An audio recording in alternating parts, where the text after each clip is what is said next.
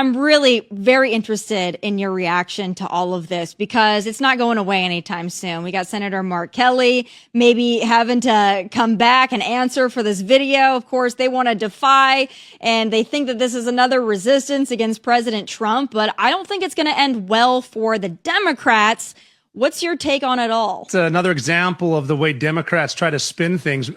They love for people to be themselves and express yourself. Day one in the military, Army, Navy, Air Force, Marine, Space Force, Coast Guard, they cut your head, they give you a uniform. You are now in uniform and you follow the proper chain of command.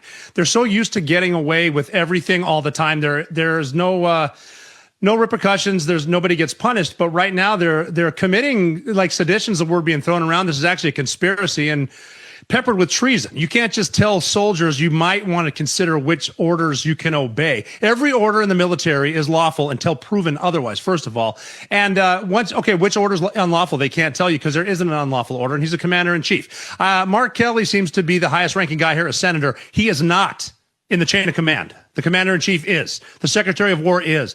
I'm not a lawyer. I've been to combat a lot more than Mark Kelly. My advice to him right now is shut up.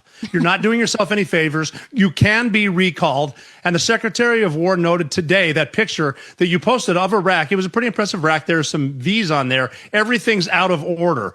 Now it's the time to see if your ribbons and medals are even awarded, if you've earned them, or if you're wearing some you shouldn't have. When the Secretary of War says he might recall you to active duty and your first line item is to get an inspection from SecWar, you're in a lot of hot water. And a lot of your friends, your friends that have the pulpit or the microphone in Washington, D.C. will be nowhere to be found when the Uniform Code of Military Justice swings into action. They want to sow this narrative that President Trump is ordering our military members to do things that are unlawful. And they want people to see them because they are apparently there in intelligence and they're former military. They want them to believe that because they have careers in this field, that they're onto something here. And most people don't know anything about military codes. They don't know anything about chain of command. So they listen to these yahoos and they're like, oh, President Trump is ordering them to do things that are unlawful.